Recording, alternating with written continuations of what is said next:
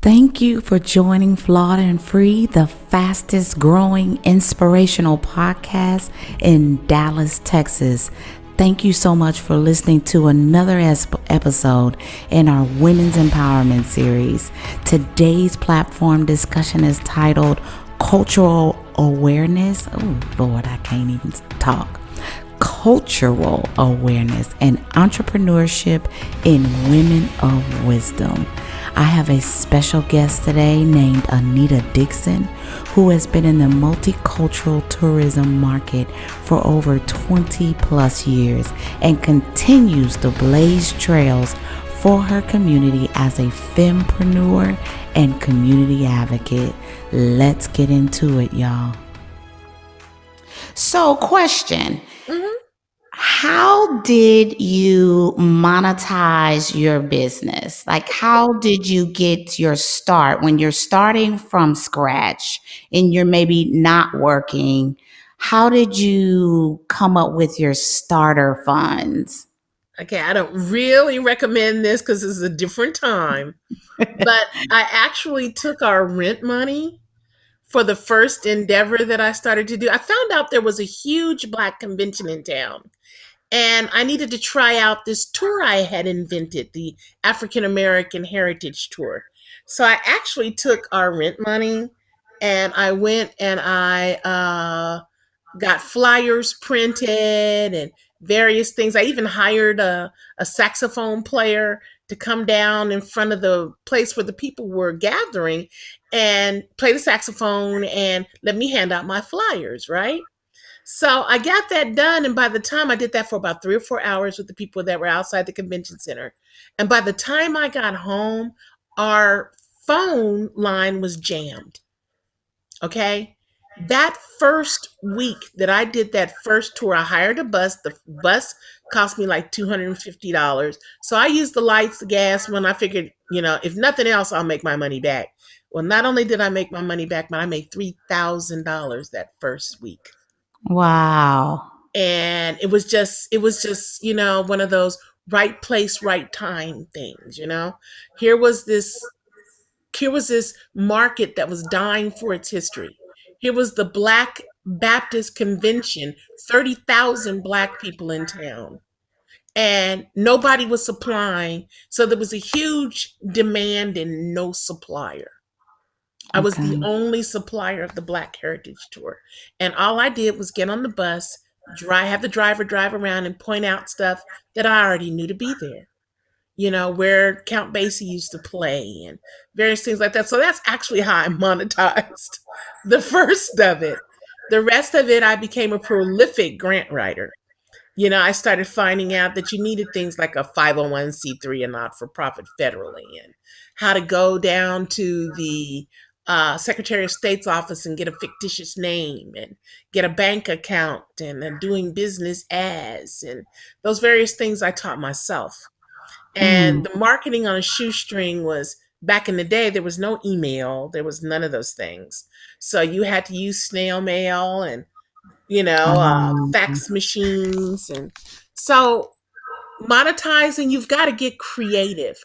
There's no such thing as going in and everybody asks you, oh, I want to go get a loan or a grant. And my suggestion is if you have some money in hand and the faith, put together a business plan, write down the vision.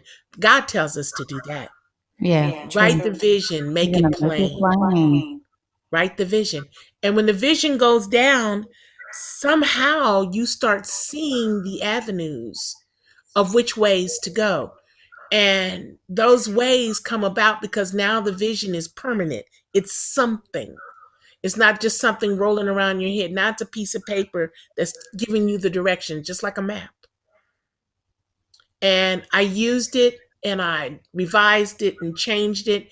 And as I saw things changing around me, I would change the business or change the opportunities in order to accommodate those things. And monetizing is fairly simple if you live humbly. Okay? Live Mhm. humbly. Don't, your money that goes into the business It's your money that goes back into the business. Back then I still had to buy paper, and I still had to pay printers, and I still had to have brochures created and stuff like that. I always knew that would be around, so I always budgeted for it.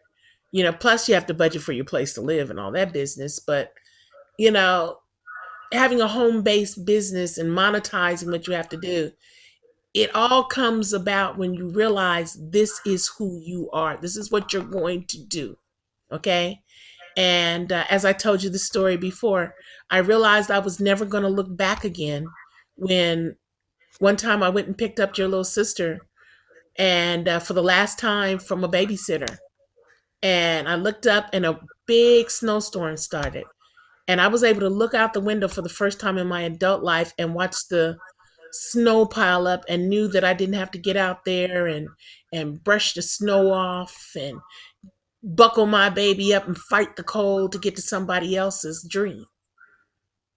Okay, this was now my Mhm. dream, and I could make it anything that I wanted. And I had gone to the grocery store, so we had plenty of food and lights and gas and water and all of that other business. And I just realized that this is who I was. I'm a person who takes chances on me, and I can make this work because I have children, I have a family. They may not get to buy the best this, and I may not be the sister that shows up at the event and the latest that and driving the best this, but it's the best life I've got because I'm taking care of my family, and it works for me. And I've done quite a few things since then. When I get invited to places and people read my bio, sometimes I think, Lord, that sure sounds good. Who is that woman? Right. Right. It's definitely you. You definitely Definitely work work for it. for it. Oh yeah. Oh yeah. But So, go ahead. so next Next question I question I have have is, is, how how did did you you transition transition from from how how things things started started in technology, like you said, with snail mail and all those things, into this new age technology that we have now? How was that learning curve? that learning curve was expensive. Okay. I had to start making more money in order to have those things, because you couldn't keep making the excuse that somebody would say, do you have email? And oh, we'll have that soon. Well, you could make that excuse in 3 months. Right. Okay. So I had to go and get rid of the fax machine and get rid of the word processor with the twin screen, and go get a computer that had dial up. I had to do that. And I had to work my way through it, and it got to be expensive. So that's when I realized that if I didn't keep up with the technology, I would be out of business. Okay. And at 63 years old right now, the technology is so high and moving so quickly that now I hire people to do those things, but I still keep abreast of what it is, because you can't be a successful entrepreneur if you don't know what everybody's doing. Right, right. Okay. You have to build your own IQ, is what I've been told. Oh, Yeah. absolutely. Even when you hiring people to do certain things, or even if you don't know the ins and outs of everything A to Z, you still should educate and make yourself knowledgeable of how certain things are done, or how, so that way you can help build your own IQ to Mm-hmm. know what's going on around you. Otherwise, in the wrong hands, you could be taken advantage of. Oh, I was, and I was. Someone had hijacked my website that I had built, because I didn't know how Wow. to access it or anything like that. So I stopped all that and got all the codes and numbers. I don't do that anymore. But you got Mhm. to understand too. I come from the era where you can hang up on somebody and you be through with the conversation. Yeah. I come from the era where a dial phone tone was still a part of life. So to go from that type of technology to this thing that I'm doing with you right now, the Right. speaking across a computer that used to sit on my desk and weighed 500 pounds, Right. to something I can hold in my daggum hand. It's an incredible leap. So I realize now that I've lived in 6 decades. Oh wow. Okay, Yeah. I have been a cognizant conscious person in 6 different decades. So I've watched a lot of this. And then I thought to myself how it must have been for my grandmother to see the phone invented and in her house. Okay. This is the kind of thing that, I have a business now, as you know, called Sage Consultants. And my tagline is ancient wisdoms for millennial strategies. Oh, You I know, love that. Yeah. people want to play you off because you've gotten older and you don't know this and you don't know that. But the question is, if the world ever turns and you need the Dewey Decimal System, I'm probably the only person on the face of the earth who could walk you through some information. Okay. Not the Dewey Decimal System. Well, Oh, you're one of the most intelligent women I've ever met to date.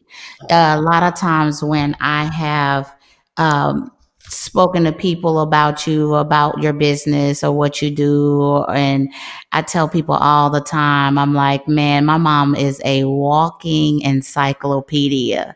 No lie. And there's a backstory to that because I believe you told me once before about my grandmother. Didn't she make you guys read the encyclopedia? oh, what you mean? Was that you? I Every one believe of you told me. us. It used to be a time where a door to door salesman sold you a yearly encyclopedia, right? And you got all 26 letters, and anything that came under A to Z was in this encyclopedia, right? The books. So, Mama, on your 10th birthday, you received your gift of the latest encyclopedia. Well, she had 6 kids. So we had books everywhere, everywhere. Mama had subscriptions to Jack and Jill magazines and various things. And she was one of those cut off that damn TV, open up those damn books. What do you think I'm paying for? So we were the only kids we knew that could go home and study, that didn't have to go to the library for the encyclopedias because we had them. Wow. We had them at home. So we could bring our work home. And it got to be a thing where my brother Ralph, rest his soul, your uncle died. But Yeah. my brother Ralph would do games with us, and we learned how to do lightning rounds and names that name spell armadillo. And we'd have spelling bees and informational. So when did Martin Luther King die? Well, if you didn't have the encyclopedia that coincided with that, you at least had to know his birthday. So these were things that we created as kids. So my mother was very, very smart in the fact that she realized the value of books, having a library in your home. And I'll never forget her saying this, and this might be kind of raunchy, but I'm gonna say it anyway. Never sleep with a man who doesn't have a personal library. Never. And what was Never. that? And what was that Never for? sleep. That was never sleep with a man that doesn't have a personal library. You know, Meaning, that break means that if you're down for not those of dealing us with a who. man who doesn't read, Mm-hmm. who you can't have conversations with this person. You can't have, it might be something else going on, and okay, that's all good, but don't try to have a relationship because it won't work. You're too Mm. smart. And a lot of people who do not value education, like my mother valued education, was one of the reasons why she left my father here in Kansas City, because she didn't feel like the education that her children were going to get out of the Kansas City school system would suffice for what she wanted for us. So she moved us to Colorado, which to this day was a very, very good idea. Well, speaking of education, that's kind of a two-edged sword in the entrepreneur world Mm, because there are people that have gone to school from and received business and marketing degrees, and I'm sure they adjunctively help with some of the dynamics of becoming an entrepreneur. However, it's not required to no, become an entrepreneur, to have a degree. no. So, what do you say to those about either going to school to achieve or get an education or the route that you took? I say that there's a difference between a small business owner and an entrepreneur. Okay. Mm, A small business owner is a person who has a definite focus on something. It's a restaurant. It's a this. It's a that. They go to school to learn how to count their money. They learn how to get so much meat to put. That's a small business owner. Okay, it's a very specialized focus. You know exactly what you want to do. Blah blah blah. Not saying you're not an entrepreneur, but an entrepreneur is a visionary. They see opportunity in just about everything they do and where they go. That's good. So you have to be that person that people come to you and say, "Hey, look, I've got this idea." So people bounce ideas off of me all the time. And well, what do you? And I say because I'm able to see the end of the idea. If you can see the end of something, you can like walk your way back as to how to get there. So I'm the person that people come to and say, "I have this idea," and I say to them, "Okay, tell me your idea." They tell me the idea, and I tell, okay, look, in this time and date that you're in, this is where you can go. This is what you can do. This is the end of where you could possibly be, you know. And if you don't dream big, why are you even doing it? You'll catch those people with those, whoa, whoa, I didn't want to do all that. Well, then don't ask me. Okay. Almost what they would, label as a business strategist, and that's become very popular. Social media marketing, business strategist. I've actually fallen into the that category as I continue to delve into entrepreneurship and building business and being a biz builder. I see a lot of creativity that I have that I never really used, and a lot of strategy Mhm. that I've always had, but I've just used in my personal life. And so I believe I fall probably a little closer in the faith based entrepreneurship, in helping myself and helping others, in that particular niche. But overall, I see a host of opportunities, like you said, that vision, right? Mhm. It's not just the business idea. I see vision for growth in so many different areas. And if the Lord sees fit to agree, then I hope to have multiple businesses and multiple streams of income and prepare and set things up for my children and their grandchildren to help build some generational wealth. That's the goal. But above all, I have found passion that I've done Ah, personally, and it doesn't feel like work. It doesn't feel like, right. it doesn't. And so I'm finding my way in the things that I've pretty much done for free for years, as far as counseling, some of my life coaching work that I've done unofficially, and some of the things that I've done for over the years and poured into people and into their businesses and help people strategize their lives in different ways. And so these are things that have always been a part of what I've done. I've just never put it into a plan, into a vision, Well, to I tell to people all the monetize. time, the day it becomes a chore, the day that you are upset about having to do it, give it to Right, somebody else. Go away, right, walk away. right, Give it to somebody else because that might be somebody else's blessing you're churning at. right, Because people will come to you with their ideas and everything. The next thing you know, you find yourself wound up in it because it was something that sounded good. It's like, oh, yeah, yeah. And then the next thing you know, those people start resenting you. Then the next thing you know, you're doing their work. And then the next thing you realize, oh, no, this wasn't supposed to be me.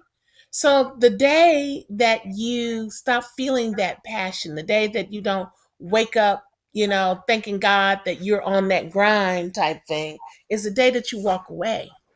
You've lost nothing by walking away. Sometimes you've lost a lot, but what you gain is your footing.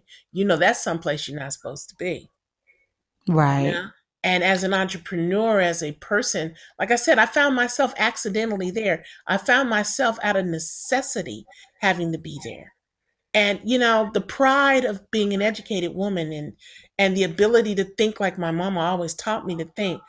You got to go in that kitchen and find something for your children to eat. There can't be nothing. So cooking is a skill, Anita. It's not a hobby. It's a skill. and Yeah. you have to learn in there and do that. So my skill sets didn't permit me to go on welfare. It didn't permit me that. Right. Now, I don't know what that means to anybody else, but I could hear my mama in my ear. For all you know, this is as far, for all I did, this is the best you got. Hmm. Standing in line with everybody else, begging for it, and such and so and so. See, she says, I did that. Why are you doing that? I did that for you. I don't want you doing that. So my skill sets would not permit me to go down to the welfare office. Okay, I can do this because my mother sacrificed too much for my education. Okay, so that I would be a skilled person. And I mean, I tell you, I use them skills, honey. I became a caterer for some of my events. Right. Okay, because I could cook. Oh, well. Oh, we're looking to have a chicken barbecue dinner and so and so. We want potato salad and this, that. Well, heck, I can make that happen. Can you make this happen with $500? Yes, ma'am, I can. So, you have to be that person who has the skill sets, but your skill sets have to always be so plentiful. There always has to be something, like someone tried to insult me by telling me, "Oh, you just know everything." I said, I know a whole lot of stuff. And that I do not know, I ask until I do. So, yeah, I know a lot of stuff. And I'm not afraid to let you know how incredibly intelligent I am.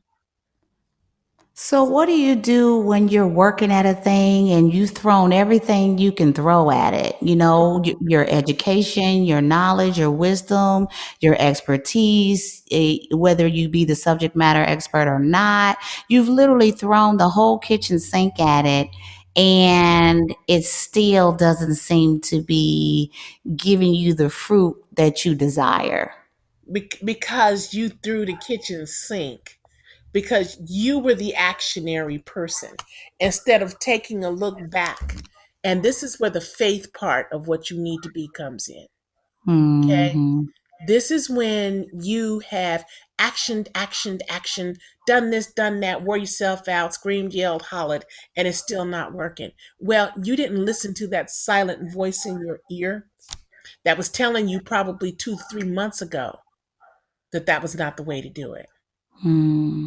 that you're going to wear yourself out. So that's when I found myself, as you know, in dire sickness, because many a times I tried to action my way through a lot instead of faithing my way through a lot. Right. Okay. So whenever you do that, whenever you find yourself stressed out like that and you're throwing everything at it you got and it's still not there, it's because that's what you're doing. You're throwing all your gifts away. You're throwing all your peace away. You're throwing everything you got away. You're throwing your family away. You're throwing your children away. You're throwing good times that you could be watching a movie and popping popcorn, because God got it all whenever you get through. Yeah. And you can How do hold you on find the to it. balance though? How do you find the balance when you're on the quote unquote grind? And, from some, because when you're an entrepreneur, you're a self made business builder, it's a nonstop, up and down 24-hour job, more or less.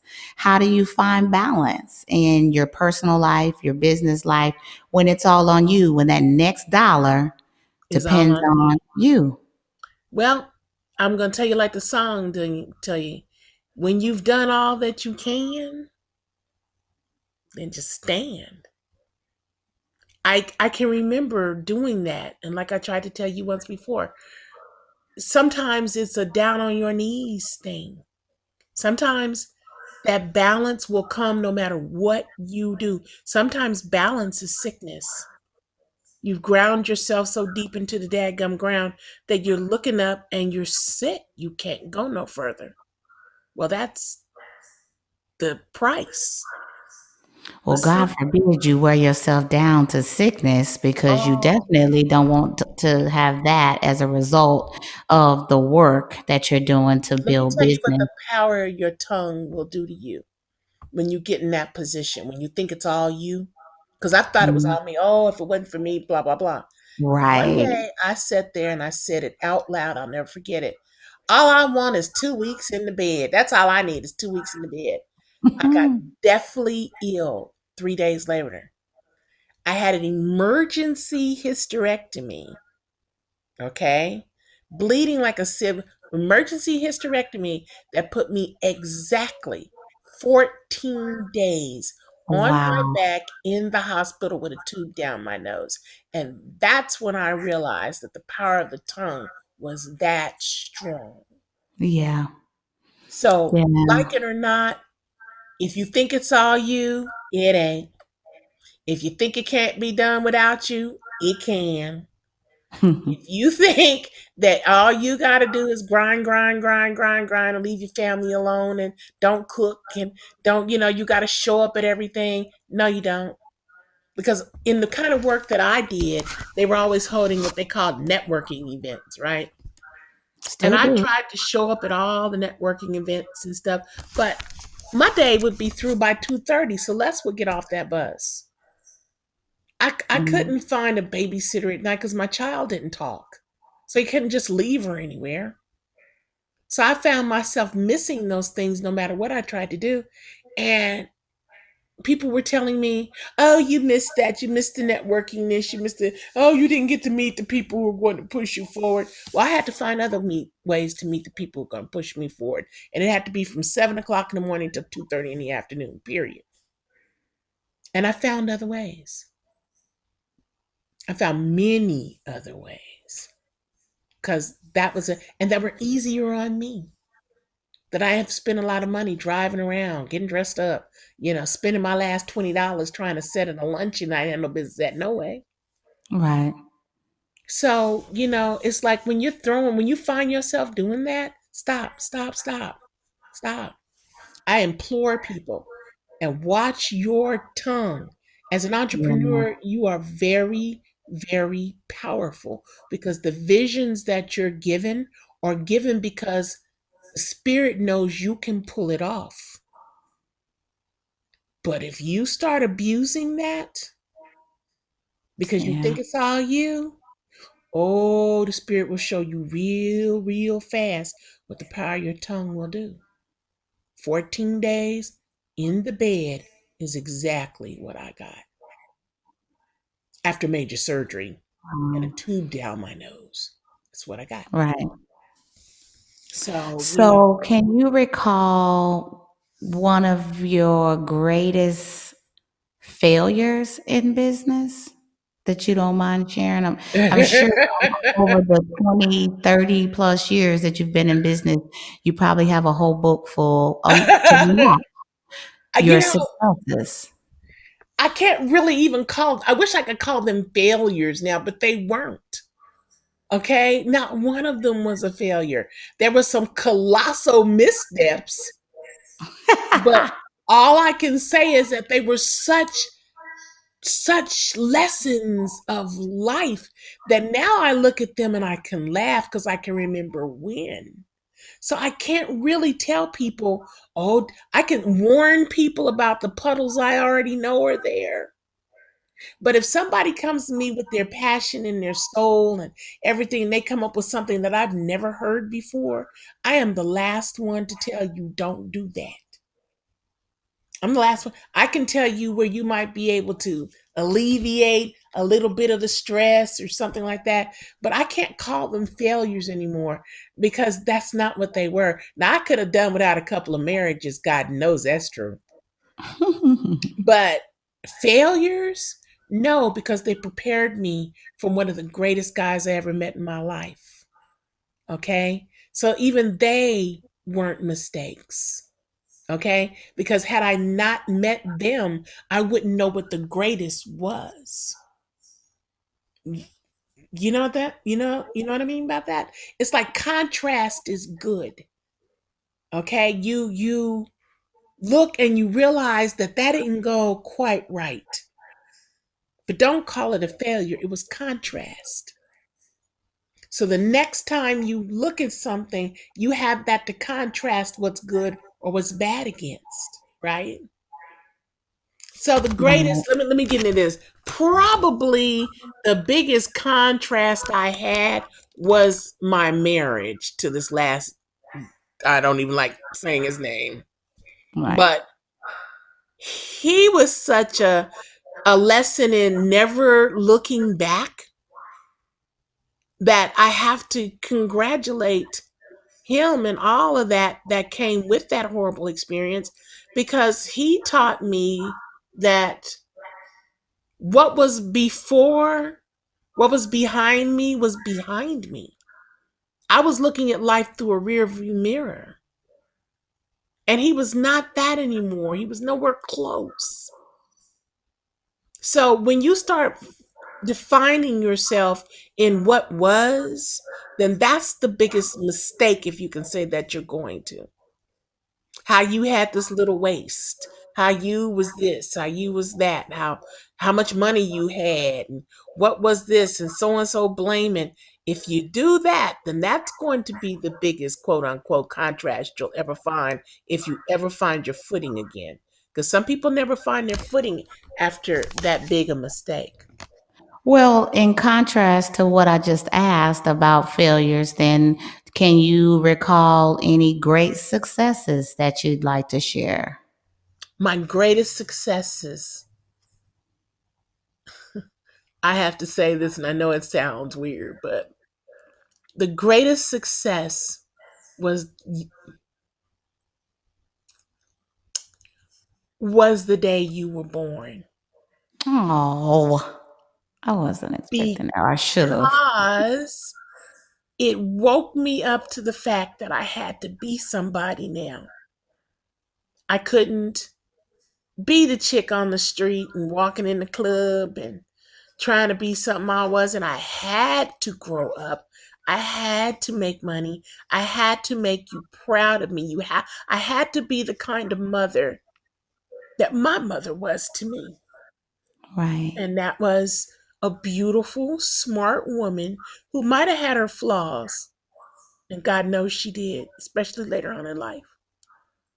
But I could be guaranteed, but my mother would show up at school in a butte knit suit and high heels and her hair done. And people, my mother dated Sonny Liston, the the heavyweight champion of the world, and he came to school for show and tell for me. That's the kind of person I wanted to be. I wanted to be that for you. So my greatest success was successfully bringing a person into the world that I owed. The only person I would ever owe anything to. Oh, don't make me cry. I know, but that's the deal. I never feel like I owe anybody anything. The only people I feel like I owe are my children. That's it. Mm, And I've mm, demonstrated that a million times. Like, say what you will. I owe nobody nothing but the person I bought here. That's it. right. So you base your success virtually on your passion, because you Yeah. have success after success after success, but you're only as good as the last one. You know what I Right. mean? Right. Right. Nobody What do you remembers what do you do when you present an idea or a vision and no one believes in it? And you. how do you people may not receive or understand, or what do you do with that? What have you done with that? You have to laugh at them and go on to the next one. Just because you have to laugh at them, because if they can't see the tide turning, okay, if they can't see the sand shifting, then you have to go to higher ground. And Mhm. you have to leave them just where they are. So just because they didn't see it doesn't mean. I've seen some people present something. Oh, so and so didn't like it. So you gonna stop? Well, they're the people to know. You make the decisions in your life. Now I had to learn this, but Mm, a good idea is based on your plan. The good idea pans out in the market. The good idea shows the numbers. The good idea shows the interest. And if you're able to take those numbers and names and interests and instances and put them on paper and put them in front of somebody, they're either going to do one or two things. They're either going to enjoy it and say, yeah, let's work with you, or they're going to steal it and tell you it ain't worth no good, which I have done, have had happen to me too. Wow. Okay, going in Wow. there all excited. Oh, well, you know what, Miss Dixon, this doesn't quite look like what we're looking for, but thank you for coming. Next thing I know, my stuff's all over the place. Oh no. Oh, that's what you risk, though. Were you able to recover or A couple of fight times, for no. your idea?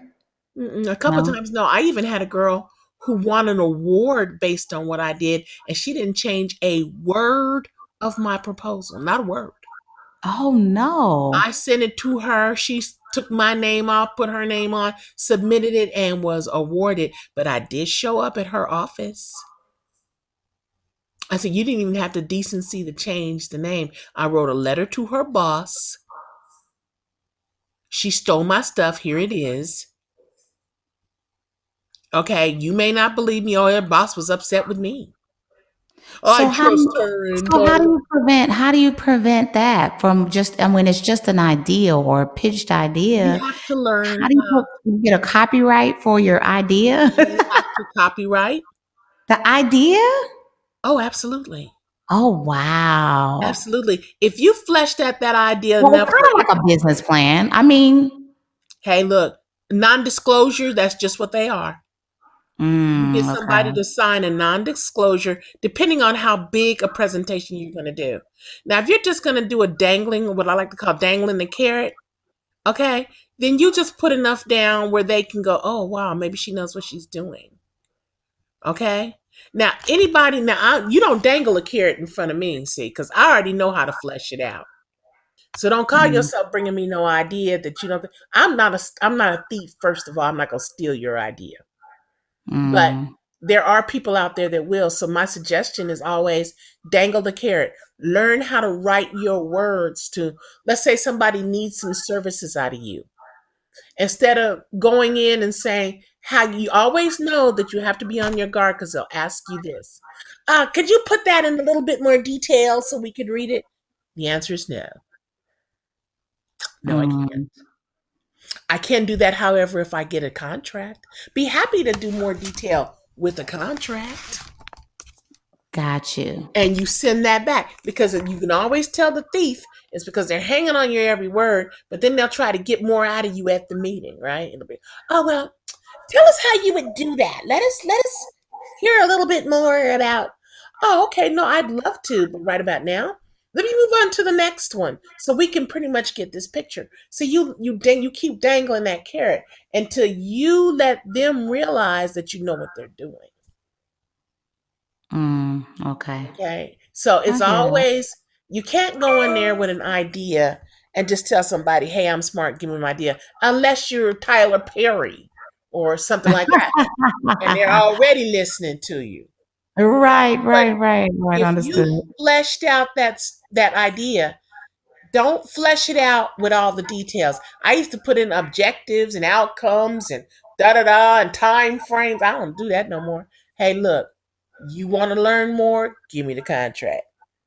And then you always put at the bottom, this information is dot dot dot for presentation purposes only, and the copyright dot dot dot, and give them a name, give them a number. Copyrights cost $35. Right, You know, right. if you've got that, hey, invest that money in that because the world's full of a thief, and the biggest thieves are the people with the biggest jobs. Hmm. Okay, it's their job to hold on to their, but they don't work. They go to luncheons and three martini lunches and they sniff up everybody's behind to do what they do. And then you find out they ain't doing nothing. They need you. Mm. Right, right. So, yeah, but you run that risk. You know, it's going to happen. Right, right. You can't stop. Basically just know your value, know your worth. No, Don't oh, settle for anything less despite whatever position that you're know in. your Your value. idea can be a multi-billion dollar idea and it can gain you even more value.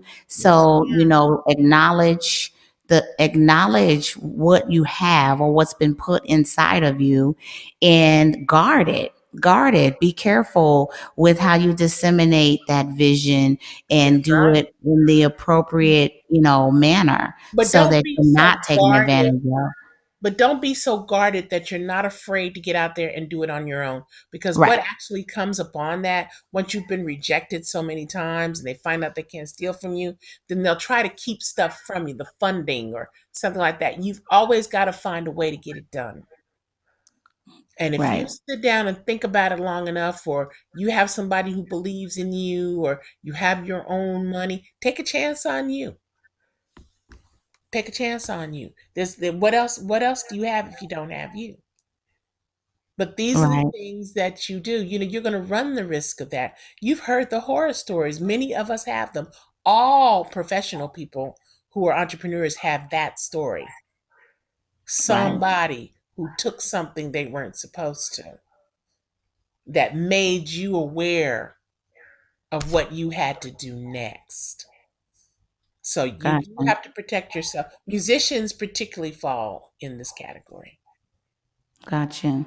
Their music. Well, I tell you what, I've seen you hobnob with some of the biggest, latest, and greatest. There's a list of people that you've had the opportunity over the years to work with in business. Hmm.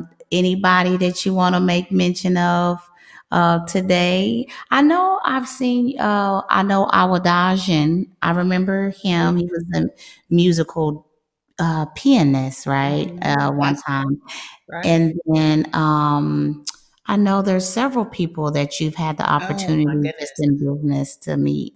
Debbie Allen, Yeah, Pam Grier, the Nicholas brothers, Charlie Atkins, who was the choreographer for Motown, the guy who wrote Let's Get It On, Ed Townsend for, oh my goodness, I could go, Savion Glover, uh, yeah, people I've done, particular business with, like Jenny Lagan, the first Black woman to star in a major motion picture, uh, directors, dancers of note.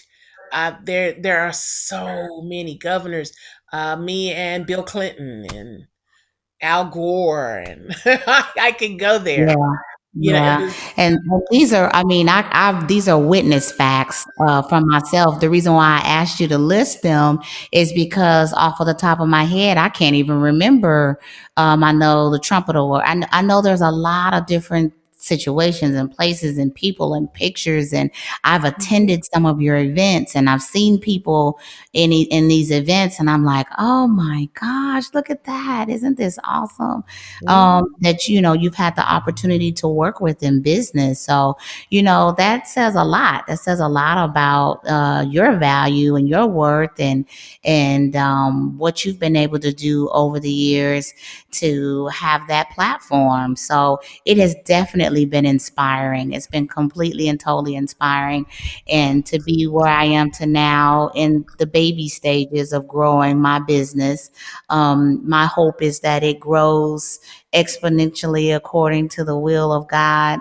Whatever He's desired for me, I have placed it back into His hands, back into His lap for Him to do as He's willed to do with all of my businesses that are to come. So I am blessed to have you in my life as a mentor and as a mother, as a supporter, and all of those things. So again, I thank you so much for coming on and being one of my first guests on the entrepreneurship Can series that I have. It couldn't have been done any other way. So Can I thank tell you you. something I saw today, Yeah, real quick?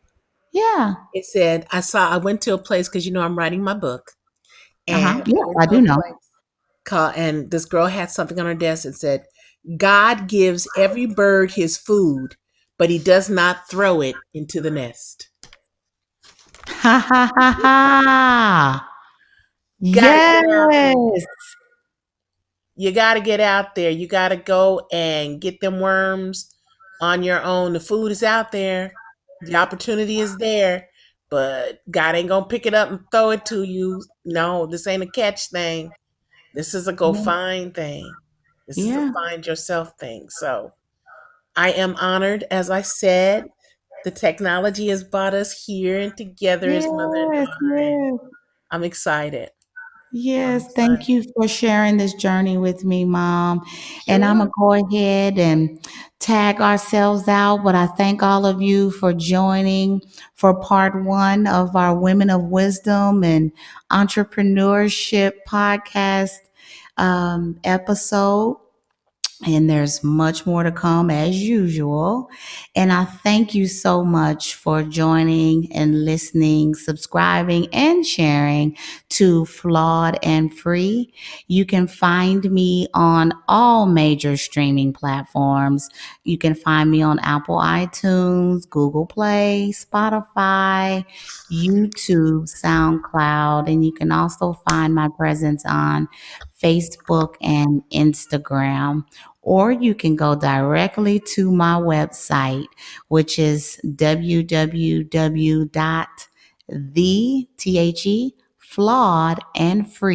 www.flawedandfree.com.